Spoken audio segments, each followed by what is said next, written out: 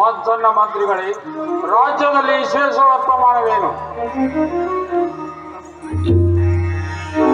ರಾಜ್ಯದಲ್ಲಿ ವಿಶೇಷ ವರ್ತಮಾನವನ್ನು ಏನೆಂದು ಹೇಳಲಿ ಮಹಾಪ್ರಭು. ನಮ್ಮ ಕಲ್ಯಾಣ ಪಟ್ಟಣ ಮಹಾದಿಗರ ಪಟ್ಟಣವಾಗುತ್ತಿದೆ.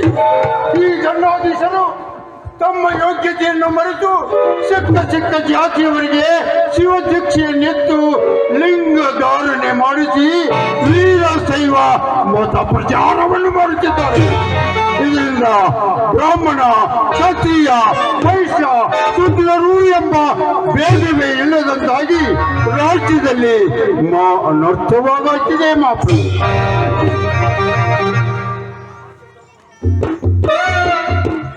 ಮಹಾರಾಜರೇ, ಇತ್ತೀಚೆಗೆ ಅವರು ರಾಜ್ಯ ಕಾರ್ಭಾರದಲ್ಲಿ ಅತಿ ಅಲಕ್ಷ್ಯ ಮಾಡುತ್ತಿದ್ದಾರೆ. ಇದರಿಂದ ಆಡಳಿತ ಕೆಟ್ಟು ಹೋಗಿ ರಾಜ್ಯದಲ್ಲೆಲ್ಲ ಅನಾಹುತವಾಗುತ್ತಿದೆ.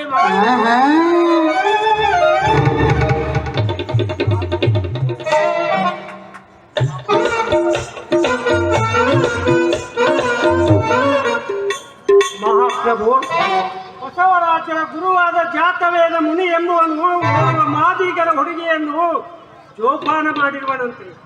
ಅವಳನ್ನು ಯಾವನಾದರೂ ಒಬ್ಬ ವೀರ ಶೈವನಿಗೆ ಪಟ್ಟು ಮದುವೆ ಮಾಡಬೇಕೆಂದಿರುವರಂತೆ. ಅಚ್ಚ ಮತ್ತು ಉಚ್ಚ ವೀರ ಶೈವನಾದ ನನಗಿದು ಪ್ರಾಣವಾಗದ್ದರಿಂದ ನಮ್ಮ ಸನ್ನಿಧಿಯಲ್ಲಿ ಅರಿಸಿ ಮಾಡಿಕೊಳ್ಳಲಿಕ್ಕೆ ಬೇಕಾಯಿತು. ಜಾತವೇದ ಮುನಿ ಅವನೊಬ್ಬ ಬರುವಂತೆ ಕಪ್ಪಡಿಯಿಂದ ಬಂದು ಇಲ್ಲೊಂದು ಪರ್ಣ ಕುಟೀರವನ್ನು ರಚಿಸಿಕೊಂಡು ಜನರಿಗೆಲ್ಲ ದುರ್ಬೋಧನೆ ಮಾಡುತ್ತಾ ಕುಳಿತು ಬಿಟ್ಟಿದ್ದಾನೆ ಮಹಾಪ್ರಭು. ಇದಲ್ಲದೆ ಮಣ್ಣಿನಲ್ಲಿ ಗರಣಿಯನ್ನು ಚಟ್ಟ ಪಟ್ಟರಿಬ್ಬರು ಕಣ್ತುಂಬಾಡುವರಿ ಬಂದಿರುತ್ತದೆ. ಸ್ವತಃ ಈ ಬಸವಣ್ಣನವರೇ ನಿಂತು ಒಲೆ ಮಾದಿಗರನ್ನೆಲ್ಲ ಮಂದಿರ ಪ್ರವೇಶ ಮಾಡಿಸಿದರಂತೆ. ಇದರಿಂದಂತೂ ರಾಜ್ಯದಲ್ಲಿ ಅನಾಚಾರ ಅನಾಹುತಗಳು ತಾಂಡವಾಡುವಂತಾಗಿ ಜನರ ಕ್ಷೋಭೆಗೆ ಕಾರಣ ಇದಾಗಿದೆ. ಆದಷ್ಟು ಬೇಗನೆ ಇದರ ವಿಚಾರ ನಡೆಸಿ ಒಳ್ಳೆಯ ಪರಿಹಾರ ಉಪಾಯ ಕೈಗೊಳ್ಳಬೇಕೆಂದು ತಮ್ಮಲ್ಲಿ ವಿನಂತಿಸಿಕೊಳ್ಳುತ್ತೇನೆ. ಬಸವಣ್ಣನವರೇ, ಈ ಅಪರಾಧಗಳನ್ನು ನಿಜವೇ? ಅನುಮಾನಕ್ಕೆ ಆಸ್ಪದ ಬೇಡ. ಮಹಾಪ್ರಭು, ನಾನು ಸುಳ್ಳಾಡುವೆನೆ, ಸತ್ಯವನ್ನೇ ನುಡಿಯುವೆನು, ನುಡಿದಂತೆ ನಡೆಯುವೆನು. ಹುಸಿಯನ್ನೇ ನುಡಿದು ತಪ್ಪುವ ಪ್ರಪಂಚವನ್ನಲ್ಲ ನಮ್ಮ ಕೂಡಲ ಸಂಗಮ ದೇವ. ನೀವು ಮಹಾಪಂಡಿತರಯ್ಯ, ಮಹಾಪಂಡಿತರು. ಕೊಲೆಪಾದಿಗಳನ್ನೆಲ್ಲ ಮಂದಿರ ಪ್ರವೇಶ ಮಾಡಿಸಿದ್ದಲ್ಲದೆ ಮಹಾಪ್ರಸಾದವೆಂದು ಅವರೊಂದಿಗೆ ಭೋಜನ ಸಹ ಮಾಡುತ್ತಿರುವಿರಿ. ಇದು ನ್ಯಾಯವೇ? ಧರ್ಮವೇ? ಇದು ನಿಮಗೆ ಶೋಭಿಸುವುದೇ? ಯಾರು ಹೊಲೆ ಮಾಡಿದರು? ಮುಚ್ಚಿಗಾರ ಹಳೆಯ ಇವರೆಲ್ಲ ಹೊಳೆಯ ಮಾದಿಗರಲ್ಲವೇ? ಛೇ, ಅವರೆಲ್ಲ ಹೊಲೆ ಮಾದಿಗರಲ್ಲ. ಹೊಲೆಯರೆಂದು ಯಾರಿಗೆ ಹೇಳಬೇಕೆಂಬ ಮರ್ಮವೇ ನಿಮಗಾರಿಗೂ ಗೊತ್ತಿದ್ದಂತೆ. ಕೊಲ್ಲುವವನೇ ಮಾದಿಗ, ಹೊಲಸು ತಿಂಬುವವನೇ ಹೊಲೆಯ. ಕುಲವೇನು ಆ ಒಂದಿರ ಕುಲವೇನು? ಸಕಲ ಜೀವಾತ್ಮರಿಗೆ ಲೇಸನೆ ಬಯಸುವ ನಮ್ಮ ಕೂಡಲ ಸಂಗನ ಶರಣರೆಲ್ಲ ಕುಲಜರು. ಇಂಥ ಸದ್ಗುಣ ಸದಾಚಾರ ಸಂಪನ್ನರನ್ನು ನಿಂದಿಸಿ ನರಕ ಬಾಗಿನರಾಗಬೇಡಿರಿ.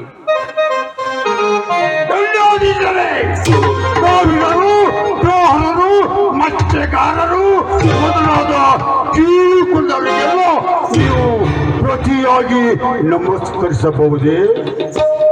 ಮಂಚನವರೇ, ನಾನವರನ್ನು ಕೀಳು ಕುಲದವರೆಂದು ಭಾವಿಸಿಲ್ಲ.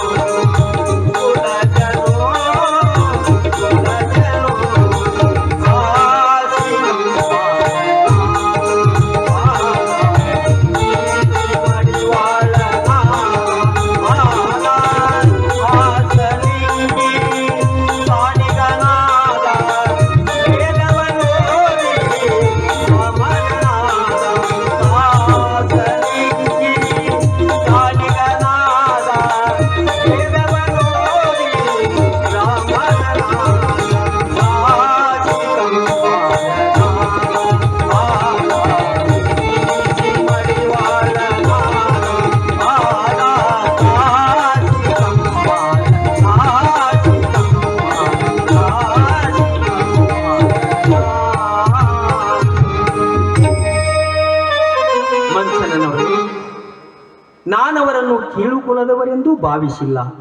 ನಿಮ್ಮ ಕಲ್ಪನೆಯಂತೆ ಅವರು ಕೀಳು ಕುಲದಲ್ಲಿ ಜನ್ಮವೆತ್ತಿದ್ದರು ತಮ್ಮ ಆಚಾರ ವಿಚಾರಗಳನ್ನು ಶುದ್ಧೀಕರಿಸಿಕೊಂಡು ಉಚ್ಚ ಜಾತಿಯವರನ್ನು ಕೂಡ ಮೀರಿರುವರು. ಅಂತೆ ನಾ ಅವರನ್ನೆಲ್ಲ ಶಿವ ಶರಣರೆಂದು ಭಾವಿಸಿ ನಮಸ್ಕರಿಸುತ್ತೇನೆ. ಆಚಾರ ವಿಚಾರಗಳನ್ನು ಶುದ್ಧೀಕರಿಸಿಕೊಂಡ ಮಾತ್ರಕ್ಕೆ ಮೂಲ ಜಾತಿ ನೀತಿಯಲ್ಲಾದರೂ ಹೋಗಬಹುದೇ? ಇದು ನಿಮ್ಮ ತಪ್ಪು ತಿಳುವಳಿಕೆ. ಪ್ರಾಚೀನ ಶ್ರೇಷ್ಠ ಋಷಿ ಮುನಿಗಳೆಲ್ಲರೂ ಸತ್ಕುಲ ಪ್ರಸೂತರೆ. ನೀವೇ ವಿಚಾರಿಸಿ ನೋಡಿರಿ. ಅದೇನಿಲ್ಲ, ನೀವೇ ವಿಚಾರಿಸಿ ನೀವೇ ಹೇಳಿ. ನೀವು ಆಗ್ರಹ ತೊಟ್ಟ ಮಾತ್ರಕ್ಕೆ ನಾನು ಹೇಳಲಾರೆ. ಮಹಾಪ್ರಭು, ಹೇಳಿ ಹೇಳಿ ಬಸವರಾಜರೇ, ಚರ್ಚೆಯು ನಡೆದಿದೆ ಅಂದ ಬಳಿಕ ವಿವರಿಸಲು ಆತಂಕವೇನು? ಪ್ರಭು ಚಿತ್ತ. ಮಹಾಪ್ರಭು, ಜಗತ್ತಿನಲ್ಲಿ ಜಾತಿಯಿಂದ ಯಾರೂ ಹೊಲೆಯರಲ್ಲ. ನೀತಿ ತಪ್ಪಿದವರೇ ಹೊಲೆಯರು.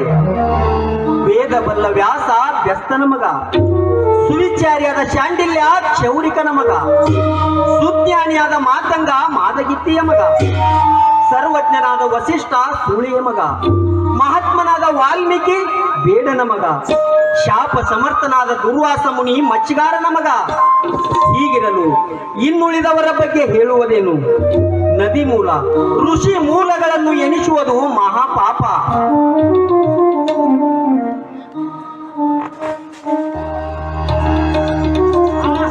ಬಸವಣ್ಣನವರೇ, ಅವರೆಲ್ಲ ಋಷಿ ಮುನಿಗಳು, ಮಹಾಮಹಿಮರು, ತಮ್ಮ ತಪ ಪ್ರಭಾವದಿಂದ ಬ್ರಹ್ಮ ಪದವಿಯನ್ನು ಪಡೆದ ಯೋಗೇಶ್ವರರು. ಆದರೆ ಆ ನಿಮ್ಮ ಜಾತವೇದ ಮುನಿ ಏನಾದರೂ ಬ್ರಹ್ಮ ಪದವಿ ಪಡೆದಿದ್ದಾನೆ? ಹೇಗೆ ಹೇಳಿ ನೋಡು. ಬರೀ ಬ್ರಹ್ಮ ಪದವಿಯನ್ನಷ್ಟೇ ಏಕೆ, ಅದಕ್ಕೂ ಮೀರಿದ ದೇವ ಪದವಿ ಪಡೆದಿರುವ ಮಹಾತ್ಮರು. ಬುದ್ಧನಂತೆ ಜನ್ಮ ವೈಶಿಷ್ಟ್ಯವಾದ ವೈದಿಕ ಸನಾತನ ತತ್ವವನ್ನು ಬೋಧಿಸುವುದಕ್ಕಾಗಿ ಅವತರಿಸಿರುವ ಮಹಾಪುರುಷರು. ಹಿಂಸಾಪೂರ್ಣವಾದ ಯಜ್ಞ ಯಾಗಾದಿಗಳನ್ನು ನಿಷೇಧಿಸಿ ಶಾಂತಿ ಸಮತೆಗಳನ್ನು ಸ್ಥಾಪಿಸಲು ಬಂದಿರುವ ದೇವಮಾನವರು. ದೇವಮಾನವರು ಭಗವಾನ್ ಬುದ್ಧ ದೇವನ ಎತ್ತ, ಈ ಜಾತವೇದ ಮುನಿ ಎತ್ತ. ಬುದ್ಧ ದೇವನ ಉದಾತ್ತ ವಿಚಾರಗಳೆತ್ತ, ಈ ಜಾತವೇದ ಮುನಿ ಕೀಳು ವಿಚಾರಗಳೆತ್ತ. ಅಯ್ಯ, ಬುದ್ಧ ದೇವನು ತನ್ನ ಮತಕ್ಕೆ ಸೇರಿಸಿಕೊಳ್ಳಬೇಕಾದರೆ ಮೊದಲು ಹೀಗೆ ಸಂಘಕ್ಕೆ, ಧರ್ಮಕ್ಕೆ ಮತ್ತು ಜ್ಞಾನಿಗಳಿಗೆ ಶರಣಾಗತನಾಗಿ ಆಮೇಲೆ ಕಳ್ಳತನ, ಹಿಂಸಾಚಾರ, ಅಸತ್ಯ, ವ್ಯಭಿಚಾರ ಅಲ್ಲದೆ ಮಾದಕ ಪದಾರ್ಥಗಳನ್ನು ತ್ಯಜಿಸಬೇಕೆಂದು ಪಂಚಾಚಾರವನ್ನು ವಿಧಿಸಿದನು. ಹಾಗೆ ನಮ್ಮ ಜಾತವೇದ ಮುನಿಗಳು ಗುರುಲಿಂಗ ಜಂಗಮರಿಗೆ ಅಧೀನರಾಗಿ ಅಪೇಕ್ಷೆ ಅಭ್ಯರ್ಥಿಗಳನ್ನು ತ್ಯಜಿಸಿ ಗುರುವಿಗೆ ತನು, ಲಿಂಗಕ್ಕೆ ಮನ, ಜಂಗಮನಿಗೆ ಧನವನ್ನು ಅರ್ಪಿಸಬೇಕೆಂದು ಕಟ್ಟಳೆ ಮಾಡಿರುವನು. ಅಲ್ಲದೆ ನೀತಿಯೇ ಪ್ರಾಧಾನ್ಯವೆಂದು ಬಗೆದು ನಡೆಯುವಂತೆ ಆಜ್ಞಾಪಿಸಿದರು. ಬಸವರಾಜರೇ, ನಿಮ್ಮ ಸ್ವಂತ ವ್ಯಕ್ತಿತ್ವಕ್ಕೆ ಸಂಬಂಧಪಟ್ಟ ವಿಷಯದಲ್ಲಿ ನಿಮ್ಮ ಮನ ಬಂದಂತೆ ಆಚರಿಸಬಹುದು. ಅದಕ್ಕೆ ಆಸ್ಥಾನದ ಅಭ್ಯಂತರವೇನೂ ಇಲ್ಲ. ಆದರೆ ನೀವು ಕಲ್ಯಾಣ ಪಟ್ಟಣದಲ್ಲಿ 1,96,000 ಜಂಗಮರಿಗೆ ನಿತ್ಯ ದಾಸೋಹ ನಡೆಸುತ್ತೀರಿ ಅಂತೆ, ಇದು ನಿಜವೇ? ಅದು ನಿಜ ಮಹಾಪ್ರಭು. ಇಡೀ ಕಲ್ಯಾಣ ನಗರವೇ ಅದನ್ನು ಬಲ್ಲದು ಮಹಾಪ್ರಭು. ಆ 1,96,000 ಜಂಗಮರೆಲ್ಲರೂ ಕಾಯಕವೇ ಕೈಲಾಸವೆಂಬುದನ್ನರಿತು ಪ್ರತಿಯೊಬ್ಬರು ಒಂದೊಂದು ಕಾಯಕವನ್ನು ಕೈಗೊಂಡಿದ್ದಾರೆ. ಅವರೆಲ್ಲರ ದುಡಿಮೆಯ ಪ್ರತಿಫಲದಿಂದಲೇ ನಿತ್ಯ ದಾಸೋಹ ನಡೆಯುತ್ತಿದೆ. ಆ ಜಂಗಮರು ಸೈನ್ಯವಾಗಿ ಮಾರ್ಪಡುತ್ತಿದ್ದಾರೆ ಎಂದು ವದಂತಿ ಬಂದಿದೆ. ಇದಕ್ಕೇನನ್ನುವಿರಿ? ಅದು ನಿಜ. ಅವರೆಲ್ಲ ಶಿವನ ಸೈನಿಕರು. ಆಹಾ, ಆ ಅರ್ಥದಲ್ಲ ನಾನು ನಿಮ್ಮನ್ನು ಕೇಳಿದ್ದು. ಆ ಕಲ್ಯಾಣದ ಸೈನಿಕರು ರಾಜ ಮುಕುಟವನ್ನು ನಿಮಗೆ ದೊರಕಿಸಿಕೊಡಲಿದ್ದಾರೆ ಎಂದು ವದಂತಿ ಬಂದಿದೆ. ಇದಕ್ಕೆ ಹೇಳುವಿರಿ? ನನಗೆ ರಾಜ್ಯ ಮುಕುಟವೇ? ಹೌದು. ತಾವಿದನ್ನು ನಂಬುವಿರಾ ಮಹಾಪ್ರಭು? ಇಲ್ಲ, ಜನ ಅಪವಾದವನ್ನು ರಾಜನಾದವನು ವಿಚಾರಿಸಲಿಕ್ಕೆ ಬೇಕಾಗುತ್ತದೆ. ಮಹಾಪ್ರಭು, ಪಿಸುನರ ಬಾಯಿ ಕಟ್ಟಲು ಸಾಧ್ಯವೇ? ಅನರ್ಘ್ಯ ರತ್ನ ರಂಜಿತ ಮುಕುಟದ ಬದಲು ಹೊಣೆಗಾರಿಕೆಯಿಂದ ಕೂಡಿರುವ ಈ ಮುಳ್ಳಿನ ರಾಜ ಕಿರೀಟವನ್ನು ಬಯಸುವಷ್ಟು ಅಜ್ಞಾನಿ ನಾನಲ್ಲ. ಹರನ ಮೇಲೆ ಆಣೆ ಇಟ್ಟು ಪ್ರಮಾಣ ವಚನ ಸ್ವೀಕರಿಸಿದ್ದೇನೆ, ಈ ಬಸವನ ಸರ್ವಸ್ವವು ತಮಗೆ ಮೀಸಲೆಂದು. ನಾನದನ್ನು ಬಲ್ಲೆ ಬಸವರಾಜ.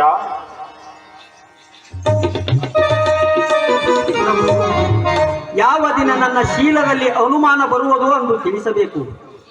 ಅಂದು ನಾ ಈ ಅಮತ್ಯಧಿಕಾರವನ್ನು ತಮಗೆ ಒಪ್ಪಿಸಿ ಕಲ್ಯಾಣ ಪಟ್ಟಣವನ್ನು ಬಿಟ್ಟು ಹೋಗಲು ಸಿದ್ಧನಿರುವೆನು. ಆದರೆ ಈ ಬಸವನಿಂದ ರಾಜ್ಯದ್ರೋಹ ಎಂದಿಗೂ ಆಗಲಾರದು. ಬೇಸರವಾಯಿತೆ ಬಸವೇಶ. ನನಗೆ ಅನುಮಾನವೂ ಇಲ್ಲ, ಧೈರ್ಯವೂ ಇಲ್ಲ. ಆದರೆ ಈ ಮಂತ್ರಿ ಮಂಡಲದವರು ನಿಮ್ಮ ಬಗ್ಗೆ ಸಂದೇಹ ಅಸಂತೋಷಗಳನ್ನು ವ್ಯಕ್ತಪಡಿಸಿದರು. ಇವರ ಸಮಾಧಾನಕ್ಕೆ ನಾನು ಇಷ್ಟೆಲ್ಲ ವಿಚಾರಣೆ ನಡೆಸಬೇಕಾಯಿತು. ಮಹಾಪ್ರಭು, ಮಂತ್ರಿ ಮಂಡಲವಷ್ಟೇ ಏಕೆ, ಇಡೀ ಮಾನವ ಜನಾಂಗವೇ ಮುನಿದರು ನಾನು ನನ್ನ ಕರ್ತವ್ಯ ಪಥದಿಂದ ಚ್ಯುತನಾಗಲಾರೆ. ಒಪ್ಪಿದೆ ಬಸವೇಶ, ನನಗೂ ಅದೇ ವಿಶ್ವಾಸವಿದೆ. ಧರ್ಮದಿಂದ ಕಾರ್ಯ ಮಾಡಿರಿ.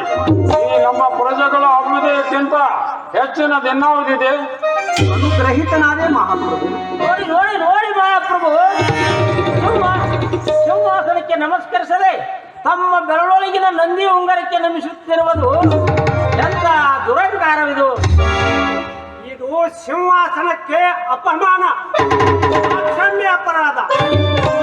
ಸಿಂಹಾಸನದ ಸೇವಕರಾದವರಿಗೆ ಇಂಥ ದುರಹಂಕಾರ ಶೋಭಿಸಲಾರದು. ಮಹಾಪ್ರಭು, ನಾನು ನಂದಿ ಉಂಗರವನ್ನು ತೆಗೆದಿಟ್ಟು ಸಿಂಹಾಸನಕ್ಕೆ ನಮಿಸಿದರೆ ಸಿಂಹಾಸನದಿಂದ ಜ್ವಾಲೆ ಎದ್ದು ತಮಗೆ ಅಪಾಯವಾಗಬಹುದು. ಆ, ಜ್ವಾಲೆಯಂತೆ ಜ್ವಾಲೆ, ಅಪಾಯವಂತೆ ಅಪಾಯ. ಮಹಾರಾಜರ ಪ್ರಾಣಕ್ಕೆ ಅಪಾಯವಾಗುವಾಗಲಿ ತಾವು ಮಾತ್ರ ನಂದಿ ಉಂಗರವನ್ನು ತೆಗೆದಿಟ್ಟು ಸಿಂಹಾಸನಕ್ಕೆ ನಮಸ್ಕರಿಸಲೇಬೇಕು. ಬಸವಣ್ಣನವರೇ, ಅಪರಾಧ ಮುಚ್ಚಿಕೊಳ್ಳಲು ಇಲ್ಲದ ನೆಪ ಹೇಳಿದ ಮಾತ್ರಕ್ಕೆ ಮುಚ್ಚಿದೆ. ನಾವು ದಂಡಾಧೀಶರು, ಮಹಾಮಂತ್ರಿಗಳು ಸನ್ನಿಧಿಯಿಂದ ಸಲ್ಲುವ ಗೌರವಕ್ಕಾಗಿ ರಾಜ್ಯರಂಜಿಕೊಂಡು ಎಷ್ಟೊಂದು ಗರ್ವ ಪಡಬಾರದು. ರಾಜ ಪ್ರತ್ಯಕ್ಷ ದೇವತಾ ಎಂಬ ನುಡಿಗೆ ತಕ್ಕಂತೆ ಆ ಸ್ಥಾನದಲ್ಲಿ ನಿಮ್ಮ ವರ್ತನೆಯಲ್ಲಿ ನಿಮ್ಮ ಜೀವನ, ಗೌರವ, ಸರ್ವ ಸನ್ಮಾನಕ್ಕೂ ಮೂಲ ಆಧಾರವಾದ ಈ ರಾಜ್ಯ ಜೀವನಕ್ಕೆ ಉಳಿಸಬೇಕಾದ್ದು ನಿಮ್ಮ ಕರ್ತವ್ಯ ಅರಿತು ಸನ್ನಿಧಿ ಅದನ್ನು ಆಚರಿಸಬೇಕು. ಮಹಾಪ್ರಭು, ಇಷ್ಟೊಂದು ಆಗ್ರಹವಿದ್ದ ಬಳಿಕ ಉಪಾಯವಿಲ್ಲ. ದಯಮಾಡಿ ಕೆಳಗಿಳಿದು ಬರಬೇಕೆಂದು ಅದೇನಿಲ್ಲ, ಮಹಾರಾಜರು ಅಲ್ಲೇ ಕುಳಿತಿರಲಿ. ಅವರು ಹೇಗೆ ಸುಡುತ್ತಾರೆಂಬುದನ್ನು ನಾವು ಇಲ್ಲೇ ಕುಳಿತು ನೋಡುತ್ತೇವೆ. ನಾವು ಮಾತ್ರ ನಂದಿ ಉಂಗರವನ್ನು ತೆಗೆದಿಟ್ಟು ಸಿಂಹಾಸನಕ್ಕೆ ನಮಸ್ಕರಿಸಲೇಬೇಕು. ಮಹಾಪ್ರಭು, ಯಾಕಂದರೆ ನಿಮ್ಮೆಲ್ಲರ ಅವಿವೇಕದ ಆಗ್ರಹವು ನನಗೇಕೋ ಇಷ್ಟೊಂದು ಸಮಂಜಸವಾಗಿ ತೋರುವುದಿಲ್ಲ. ದುರಾಗ್ರಹವು ಯಾರಿಗೂ ತರಬಲ್ಲ. ಮಹಾಪ್ರಭು, ವೃಥ ವಾದವೇಕೆ? ದಯಮಾಡಿ ದಾಸನ ಬೇಡಿಕೆಯನ್ನು ಮನ್ನಿಸಿ ಕೆಳಗಿಳಿದು ಬನ್ನಿ. ಆಗಲಿ, ಈ ಸಂಕೃತಿಗಾದ ನಿರ್ಧಾರವಾಗಿಯೇ ಬಿಡಲಿ.